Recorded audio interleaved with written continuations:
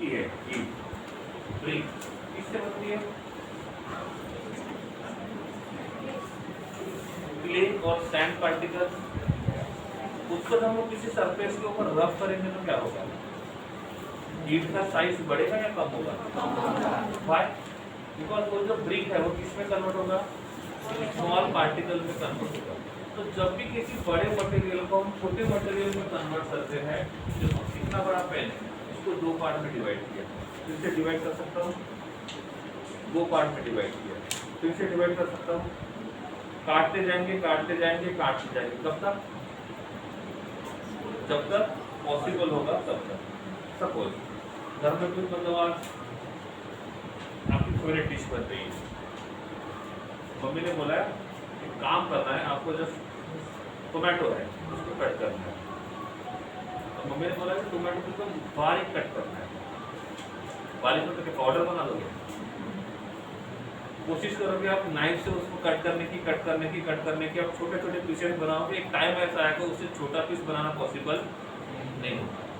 वैसे ही जब भी हम किसी मेटल को कट करते हैं तो कट करने के टाइम पे एक टाइम ऐसा आता है जिस टाइम पे उसको कट करना पॉसिबल नहीं होता है, तो वो होता है स्मॉलेस्ट पार्टिकल ऑफ मैटर, और उस स्मॉलेस्ट पार्टिकल ऑफ मैटर को क्या कहते हैं? एटम। तो किसी ने पूछा what is the meaning of atom, तो सिंपल आंसर होना चाहिए it is smallest particle of atom. अब आपने टमाटर को काट दिया, एक टाइम आएगा जिसके बाद आप फिर से उसको कट कर पाओगे? नहीं कर पाओगे। इसका मतलब उसके बाद उसका डिवीजन पॉसिबल है, जिसका डिवीजन पॉसिबल होता है उसको बोलते हैं डिविजिबल, और जिसका डिवीजन पॉसिबल नहीं होता उसको बोलते हैं इनडिविजिबल। तो what is the meaning of indivisible? जिसका फिर से डिवीजन पॉसिबल नहीं है, इसका मतलब जिसको फिर से कट नहीं कर सकते हैं। तो एटम जो है वो इनडिविजिबल पार्टिकल है। किसका इनडिविजिबल पार्टिकल है? मैटर। और इसलिए पहले जो पॉइंट में लिखा हुआ है वो लिखा हुआ है डेफिनेशन। क्या लिखा हुआ है? हा? क्या लिखा हुआ है? देखो पढ़ो।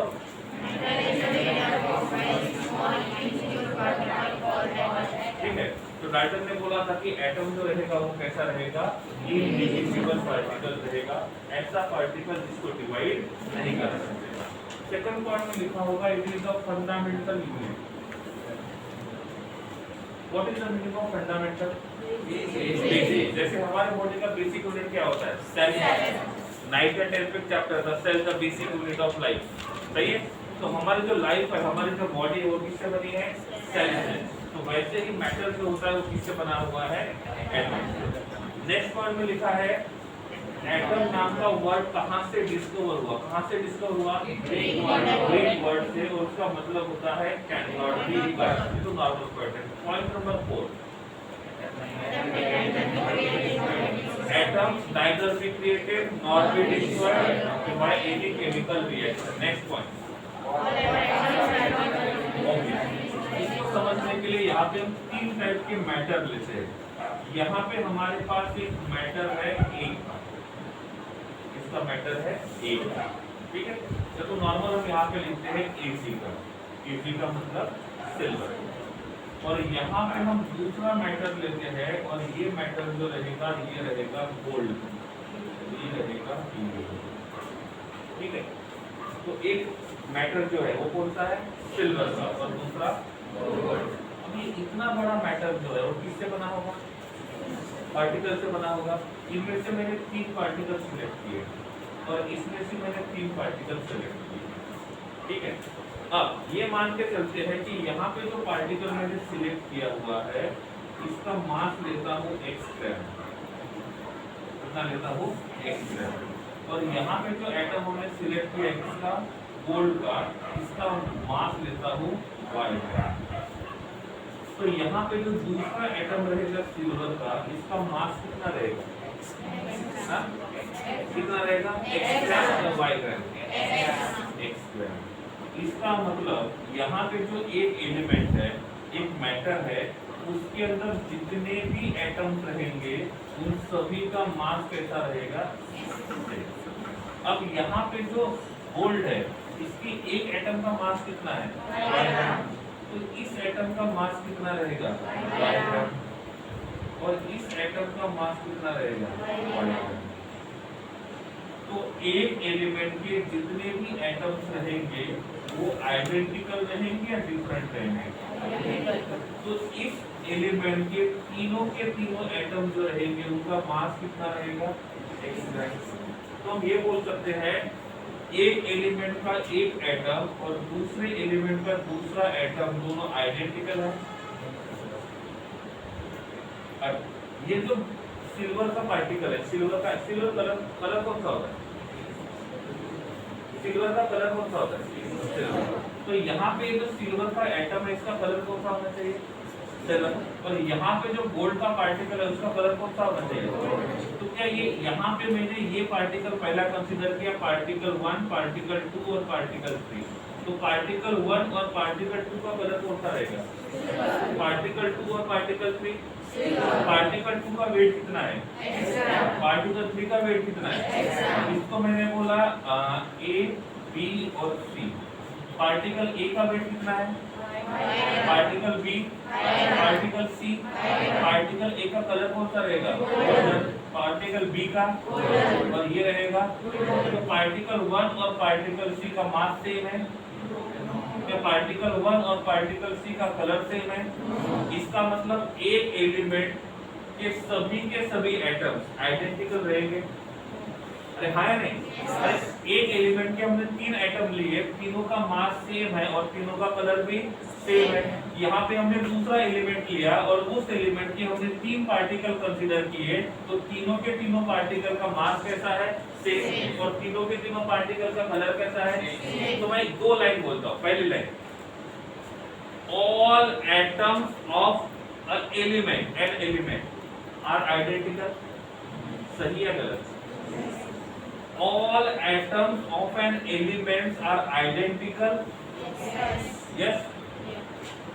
Atom of one element and atom of another element, they will be identical or different, पक्का। तो बोल सकते हैं एक एलिमेंट के जितने भी एटम्स रहेंगे वो एक दूसरे के साथ आइडेंटिकल रहेंगे, लेकिन एक एलिमेंट के एक एटम को दूसरे एलिमेंट के दूसरे एटम के साथ कंपेयर करेंगे तो वो कैसे रहेंगे, डिफरेंट। वो कैसे रहेंगे, डिफरेंट। और नेक्स्ट दोनों पॉइंट रीड करो।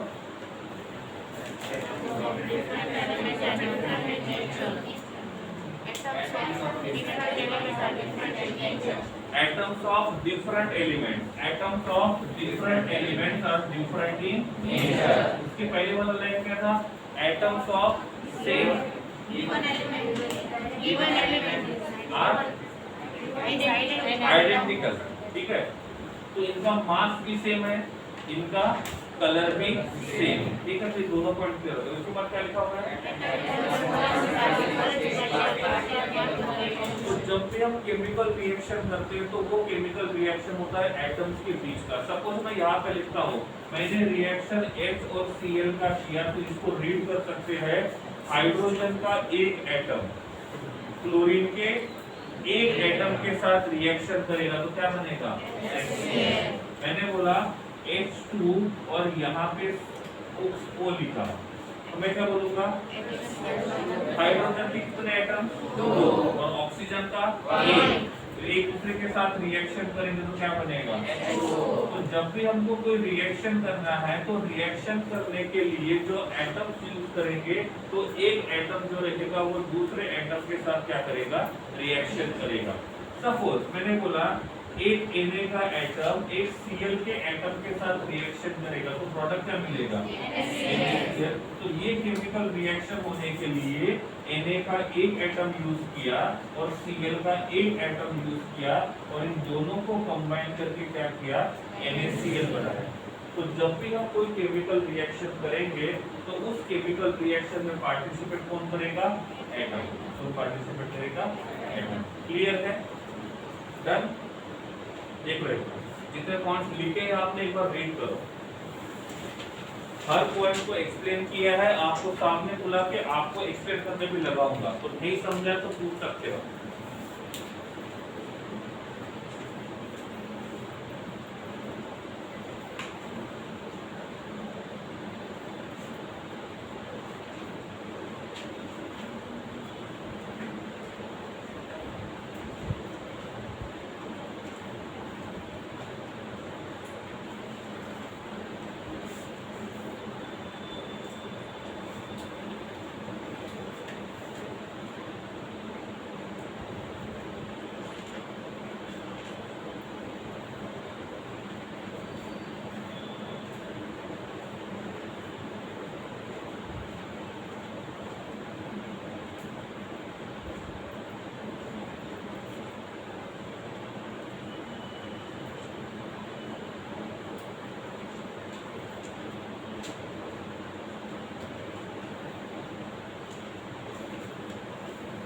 बोलिए, पॉइंट नंबर बोलिए जो नहीं समझा है।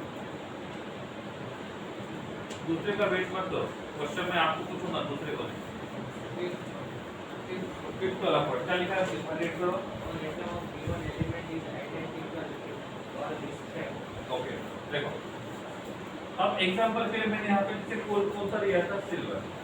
अब ये सिल्वर का जो एलिमेंट है ये किसका बना हुआ है, एटम्स का। इनमें से कितने एटम सिलेक्ट किए, 3।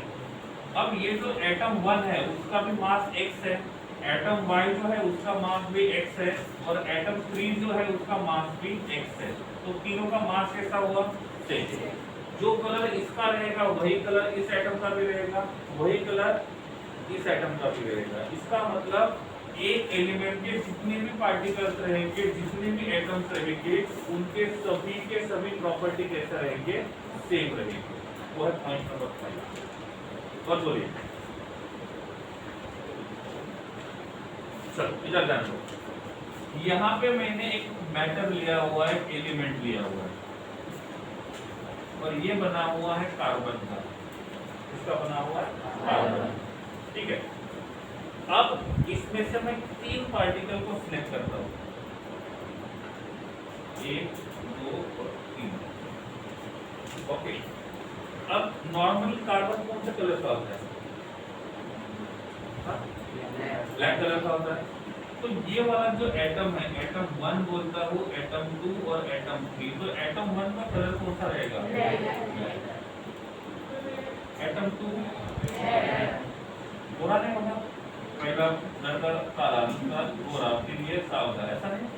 तो ये भी कैसा रहेगा, और ये भी कैसा रहेगा। अब मैंने वो मुझे बच्चों का एग्जांपल दिया, आप उसको मालूम करूंगा, पहली है, दूसरी है, तीसरी, ठीक है। तो सबका कलर जो रहेगा वो कैसा रहेगा, ब्लैक। यहाँ पे जो एटम 1 लिया हुआ है, इस एटम 1 का एटॉमिक नंबर कितना होगा, एटम है तो एटॉमिक नंबर होगा। इस एटम 1 का एटॉमिक नंबर कितना होगा, कैसे पता चला, कार्बन का बनाया ना, तो कार्बन का एटॉमिक नंबर कितना होगा, 6। इसका एटॉमिक नंबर रहेगा 6, ठीक है। पॉइंट 5.6 फिर से क्लियर हो जाएगा। इसका एटॉमिक नंबर कितना रहेगा, 6। इसका एटॉमिक नंबर 6। इसका एटॉमिक मास नंबर कितना रहेगा, इसका एटॉमिक मास नंबर कितना रहेगा, और इसका एटॉमिक मास नंबर। इसके पास इलेक्ट्रॉन्स कितने रहेंगे, 6। इसके पास इलेक्ट्रॉन्स कितने रहेंगे, 6। इसके पास इलेक्ट्रॉन्स कितने रहेंगे, 6।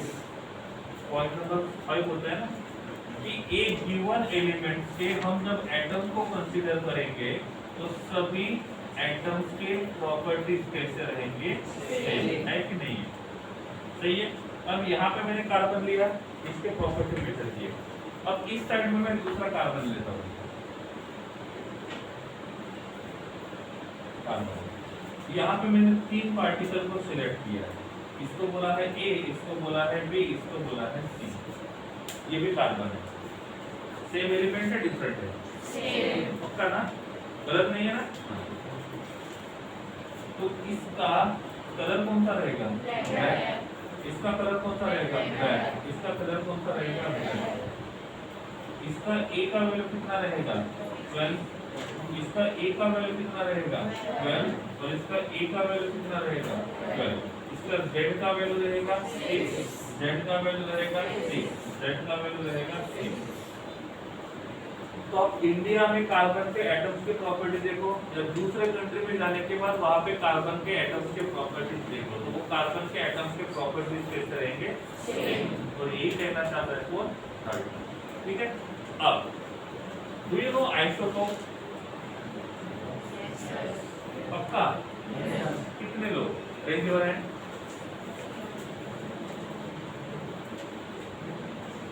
जिनको आइसोटोप का मतलब पता है,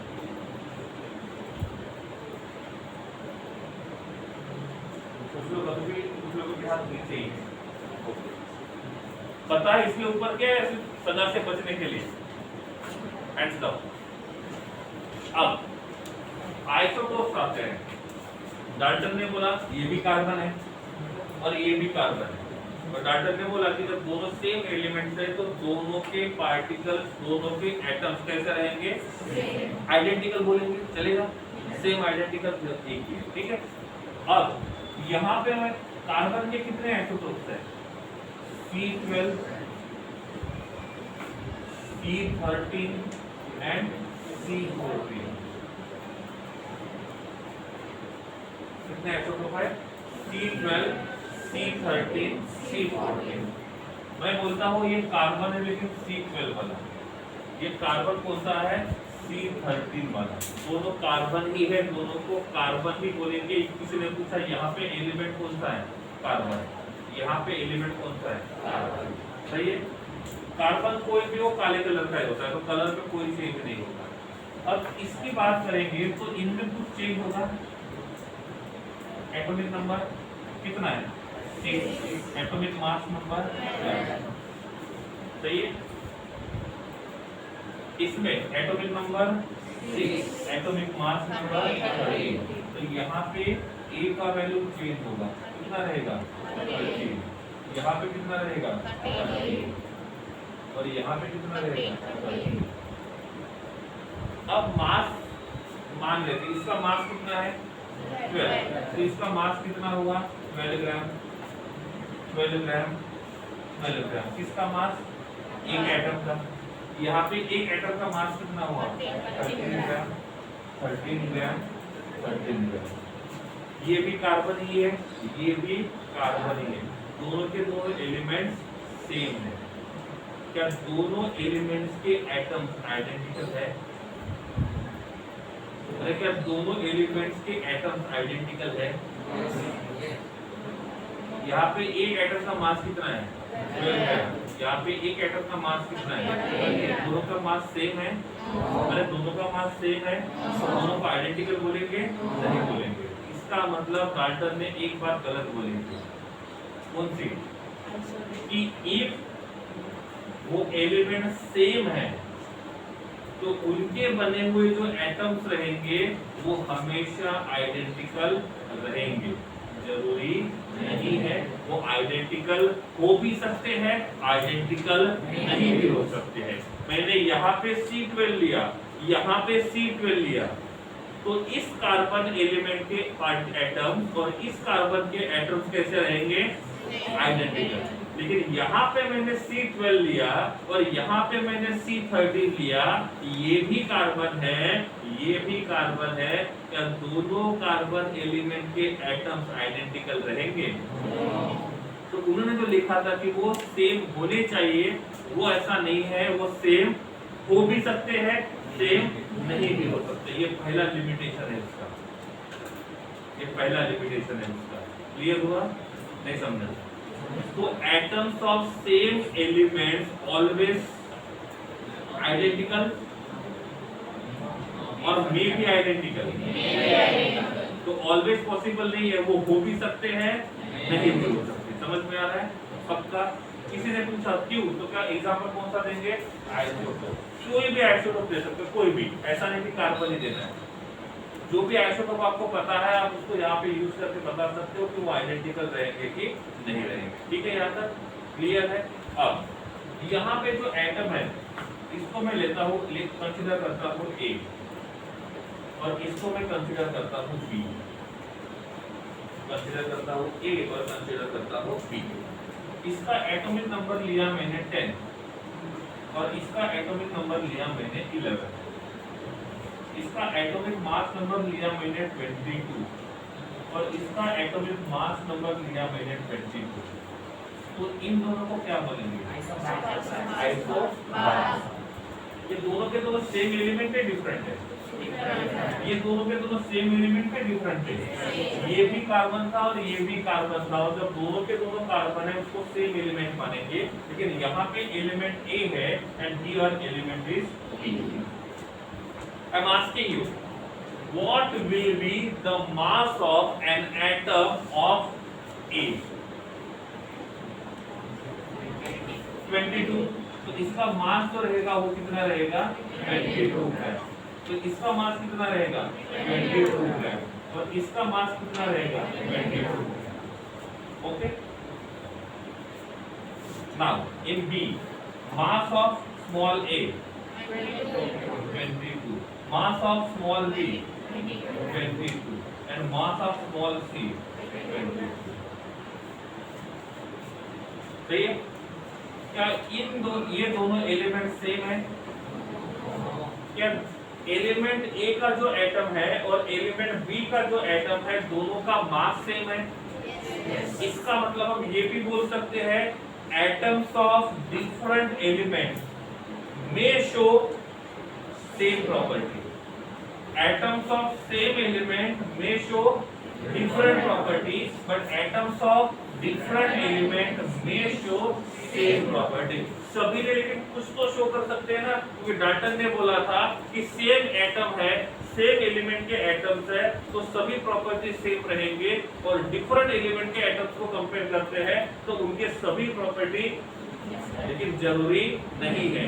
सेम एलिमेंट के कुछ प्रॉपर्टी डिफरेंट हो सकते हैं और डिफरेंट एलिमेंट के एटम्स के कुछ प्रॉपर्टी क्या हो सकते हैं, सेम हो सकते हैं। और इसका रीजन आइसोटोप से मिलेगा, आइसोबार से।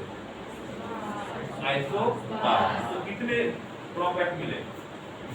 दो। पहला कौन सा? आइसोटोप वाला, और दूसरा रहेगा आइसोबार वाला। ठीक है, तो these are limitations of Dalton's atomic theory. एक बात और, डाल्टन ने क्या बोला था, एटम डिविजिबल है, इंडिविजिबल है? अब मैंने आपको क्लास के आने के बाद बोला कि क्लास पूरा एक ही है, तो आप क्लास को दो पार्ट में डिवाइड कर पाओगे? एक ही बोला है तो दो पार्ट में कैसे डिवाइड करोगे? लेकिन आपने दो पार्ट में डिवाइड किया तो मैं क्लास को एक ही ये बोल सकता हूँ? नहीं। तो दो में से एक बात होगी, या तो ये पूरा का पूरा एक है, या तो उसको डिवाइड नहीं करेंगे। तो हुआ ऐसा कि यहाँ पे जो एटम है, ये जो एटम है, इस एटम को दो पार्ट में डिवाइड किया गया। कितने पार्ट में? दो पार्ट। इन्होंने क्या बोला था, एटम कैसा है? लेकिन रियल में एटम को दो पार्ट में डिवाइड किया गया। इनडिविजिबल का मतलब होता है जिसको डिवाइड नहीं कर सकते हैं, और बाद में ऐसा कहा जाया गया कि एटम्स को डिवाइड कर सकते हैं। तो इसका जो पहला पॉइंट था वो सही हुआ, गलत हुआ? तो इसने क्या बोला था, एटम्स आर इनडिविजिबल। बाद में पता चला एटम्स को डिवाइड कर सकते हैं, और उसको दो पार्ट में डिवाइड किया गया। एक को कहा गया न्यूक्लियर पार्ट। कौन सा कहा गया? Nuclear part. और दूसरे को कहा गया एक्स्ट्रा न्यूक्लियर पार्ट। कौन सा पार्ट? Extra nuclear part. अब जिसने डिवाइड किया उसको ये भी तो बताना होगा न्यूक्लियस में कौन है और एक्स्ट्रा न्यूक्लियस में कौन है। तो उन्होंने बोला कि न्यूक्लियर पार्ट में न्यूक्लियस रहेगा। कौन रहेगा? न्यूक्लियस। और एक्स्ट्रा न्यूक्लियर पार्ट में कौन रहेगा? शेल। और शेल के अंदर कौन रहेगा? तो जो पहला पॉइंट बोला था किसने? डाल्टन ने, उसको यहाँ पे खारिज किया गया। डाल्टन ने बोला था एटम को डिवाइड नहीं कर सकते हैं। आने वाले जो नेक्स्ट साइंटिस्ट है उन्होंने क्या किया, उस पॉइंट को गलत साबित किया और एटम को बता दिया कि एटम जो है वो दो पार्ट का बना हुआ है। तो atom is divisible. Atom is divisible. Dalton सबसे पहला साइंटिस्ट था जिसने एटम के बारे में बताया था। और जब सबसे पहले कोई बताता है तो उस बारे में बाद में रिसर्च होता है, और वो क्या करते हैं, पहले थ्योरी की जो ड्रॉबैक्स होते हैं उसको फुलफिल करने का काम करते हैं। ठीक है, राइट नाउ नेक्स्ट बैठो, जो खड़े हो। Modern atomic theory, theory number 2, modern atomic theory. मतलब जो ड्रॉबैक्स डाल्टन के थे उसको फुलफिल करने का काम किया मॉडर्न एटॉमिक थ्योरी ने। मॉडर्न एटॉमिक थ्योरी, पहला पॉइंट, एटम इज डिविजिबल। उन्होंने क्या बोला था? Atom is indivisible. अभी के साइंटिस्ट बोलते कि ऐसा नहीं है, atom is divisible. Second point, atom is divided into two parts.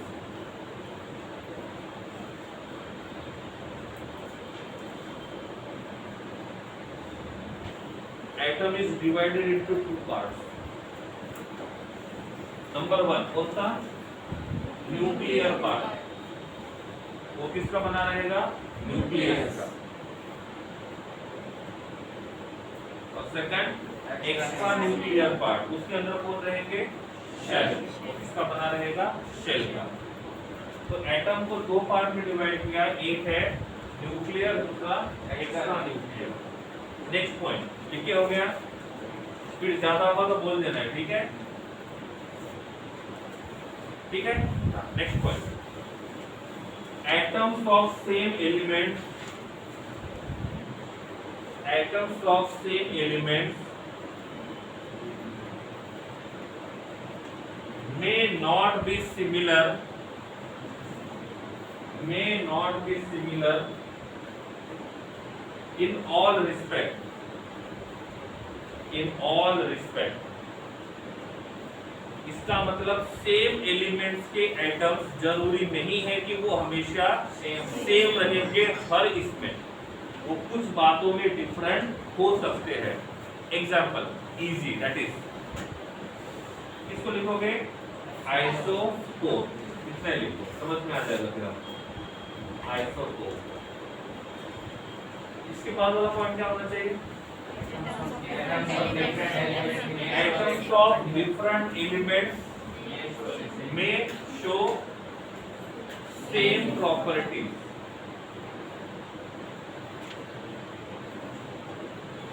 सीधे पॉइंट बनाना।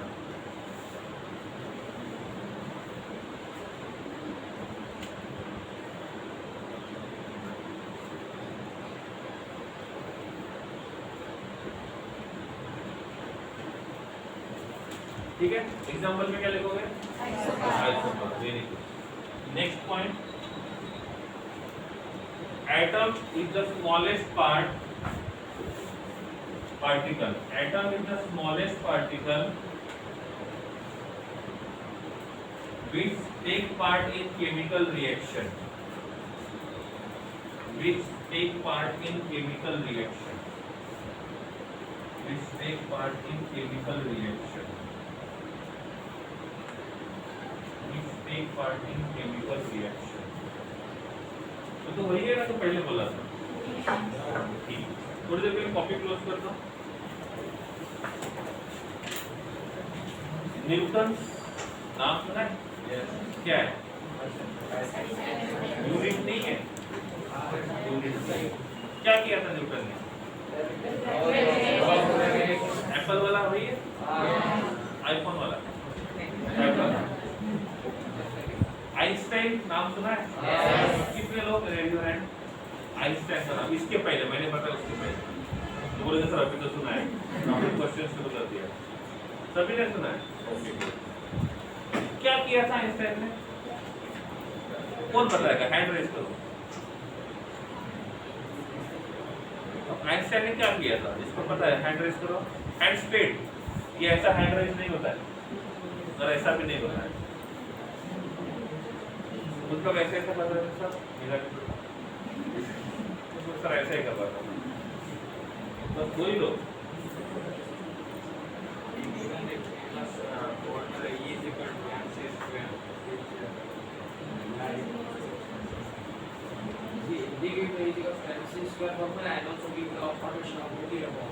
Okay good. उन्होंने एक इक्वेशन दिया था, E equals to mc square. Okay good. इस C का स्क्वायर है या mc दोनों का स्क्वायर है? C का।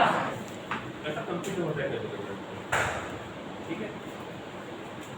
What is the meaning of E? English?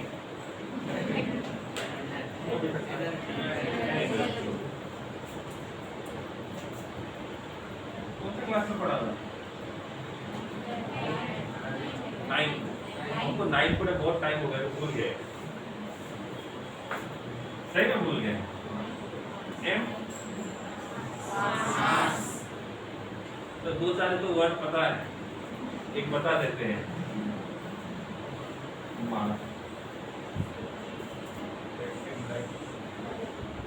Conductivity,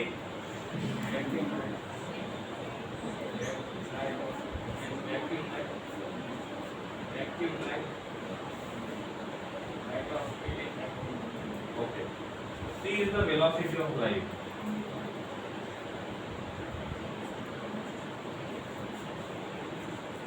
सब कुछ आपके बताइए, ठीक है, मतलब गलत हो तो जिम्मेदारी आपकी, मेरी नहीं। मैंने तो बोला 9 पर हमको बहुत टाइम हो गया, हम तो फ्रेश वाले बोलो तो आपके ऊपर करना है। तो ये इक्वेशन जो है ये बताता है मास can be converted into energy and energy can be converted into mass. तो मास और एनर्जी इन दोनों का इंटर कन्वर्जन बताने का काम किसने किया है? आइंस्टाइन। मतलब मैं यहाँ पे खड़ा हूँ और मान लिया मेरा वेट 80 kg है, मान लिया, ठीक है, एग्जैक्टली नहीं पता, और ऐसे मेरा वेट कम हो रहा है तो मैं बोल सकता हूँ कि मैंने एनर्जी को इमिट कर दिया और मेरा मास जो है वो एनर्जी में कन्वर्ट हो गया, इसलिए मेरा मास डिक्रीज हुआ। तो ऐसे बैठे बैठे मेरा वेट बढ़ रहा है तो मैं बोल सकता हूँ मैंने एनर्जी को एब्सॉर्ब किया और वो एनर्जी मास में कन्वर्ट हो गया और मास में कन्वर्ट हो गया तो मेरा मास इंक्रीज हो गया। तो ये बताने का काम किया आइंस्टाइन ने, एनर्जी और मास का कन्वर्जन। बैठे बैठे एनर्जी को रिलीज करते हैं।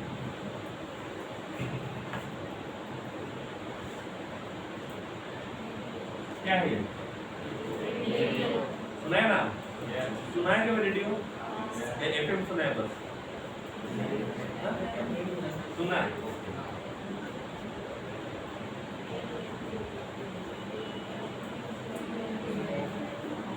रीड करना आता है मुझे। That is written is radioactive element। मतलब थोड़ी देर पहले तक पता था तो भूल गया मैं। कौन बताएगा मुझे what is the meaning of radioactive element? Just very simple है। ओके, कितने लोगों ने ये नाम सुना है इसके पहले? इसके पहले बोलना जरूरी है, थोड़ी देर अभी तो सुना है। कितने लोगों को इसका मतलब पता है?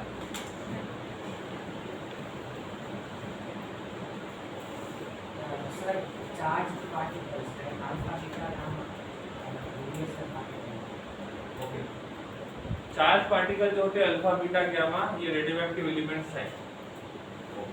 और कुछ बैठ रहा है तो वो भी बोलो सेम है तो क्या हुआ? एग्जाम में तो ऐसा भी हो सकता है ना कि फर्स्ट क्वेश्चन का आंसर बी लिखा तो थोड़ी बोल सकते उससे जो लिखा है वही मेरा आंसर है। Emit radiations, emit radiation. Okay, तो रेडियोएक्टिव एलिमेंट ऐसे एलिमेंट्स होते हैं जो हमेशा रेडिएशन को इमिट करते हैं। ये रेडिएशन किसी भी फॉर्म में हो सकता है। ये रेडिएशन हमेशा एनर्जी को इमिट कर सकते हैं। ये एनर्जी किसी भी फॉर्म में हो सकती है, अल्फा रेज में हो सकती है, बीटा रेज के फॉर्म में, गामा रेज के फॉर्म में, एक्स रेज के फॉर्म में। किसी भी रे के फॉर्म में ये एनर्जी को क्या करेगा? इमिट करेगा। तो जो सब्सटेंस हमेशा एनर्जी को इमिट करता है उसको बोलते हैं हम लोग रेडियोएक्टिव एलिमेंट। नॉर्मली जो रेडियोएक्टिव एलिमेंट होता है वो होता है uranium, atomic number 92, atomic mass number 238। तो ये सबसे पहला रेडियोएक्टिव एलिमेंट है जो हमेशा एनर्जी को इमिट करता है। और मैंने बोला था जब भी कोई एनर्जी को गेन करेगा तो उसका मास बढ़ेगा और जब भी कोई एनर्जी को इमिट करेगा तो उसका मास कम होगा। और यूरेनियम जो है वो पहला ऐसा एलिमेंट है जो रेडियोएक्टिव नेचर शो करता है। तो जिसका एटॉमिक नंबर 92 से ज्यादा है वो रेडियोएक्टिव हो सकते हैं, लेकिन जिसका एटॉमिक नंबर 92 से कम है वो एक भी रेडियोएक्टिव नहीं है। तो पहला एलिमेंट कौन सा है? यूरेनियम। अब ये रेडियोएक्टिव है, एनर्जी को इमिट करेंगे किस फॉर्म में? Alpha rays, beta rays, gamma rays, X raise.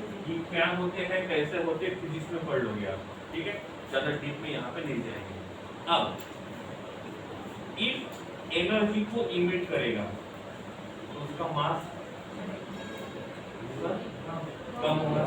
अब ये जो यूरेनियम है उसका मास कितना है? एक एटम का 238। और जब वो एनर्जी को इमिट करेगा तो उसका मास कम होगा। और सपोज उसका मास कम होगा तो वो यूरेनियम में रहेगा, चेंज हो जाएगा।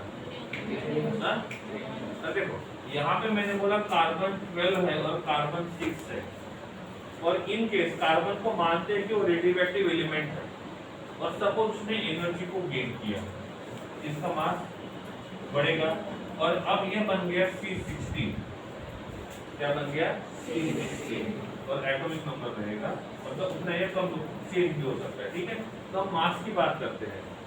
तो जब इसका मास चेंज होगा तो कार्बन का मतलब वो होता है जिसके एक एटम का मास 12 है। कार्बन का मतलब होता है जिसके एक एटम का मास 12 है। हम फिर इसको कार्बन कंसीडर नहीं करेंगे क्योंकि इसका मास कितना है 16 है। तो हर एलिमेंट का मास फिक्स होता है, हर एलिमेंट का मास फिक्स होता है, उसका मास चेंज होगा तो वो एलिमेंट भी चेंज होगा।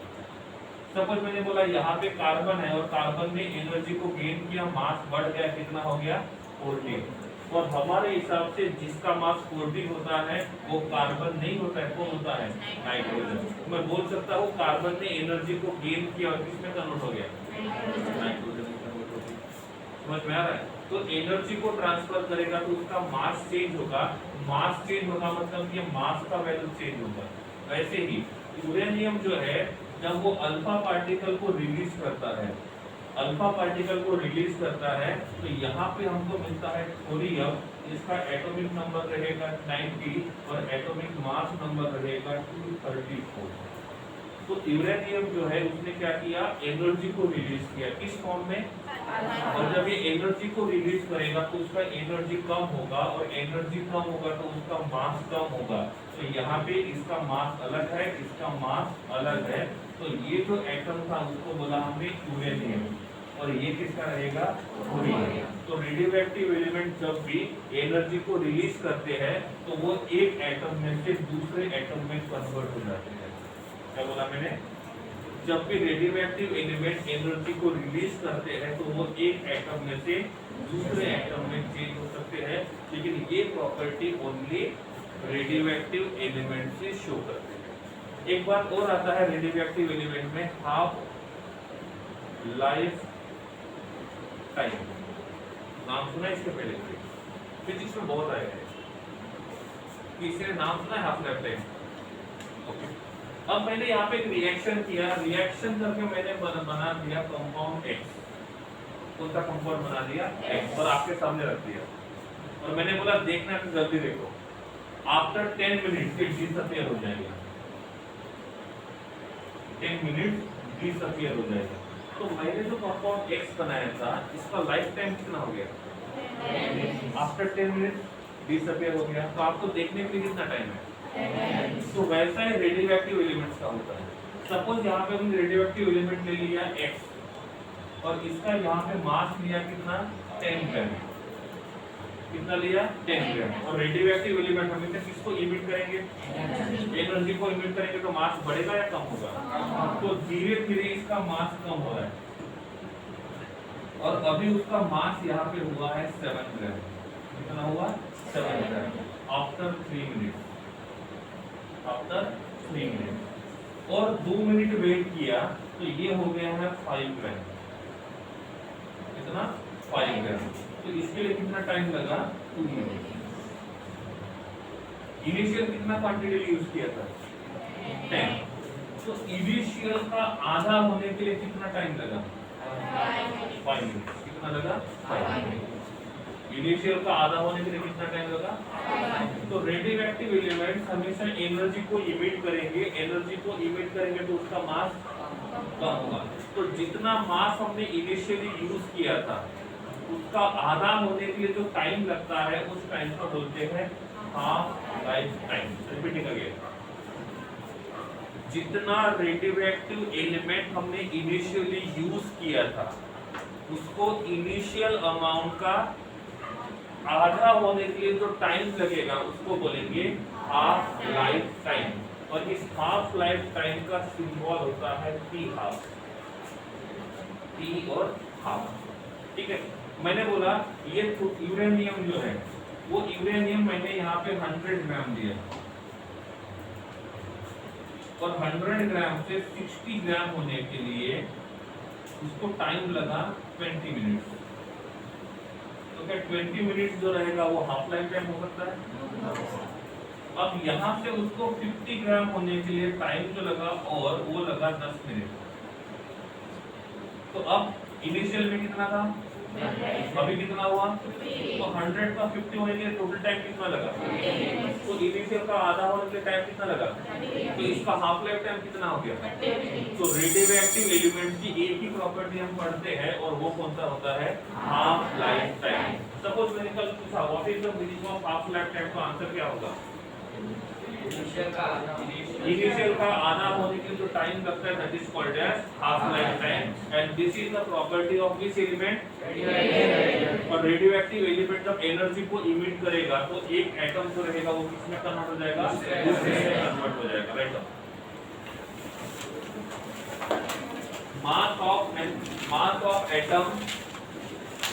mass of atom can be converted into energy. Mass of atom can be changed into energy. Mass of atom can be changed into energy. By which equation? Right on. By E equals to mc square.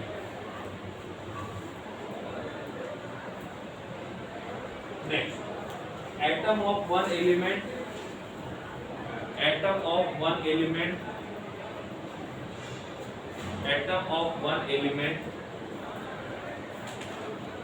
may be changed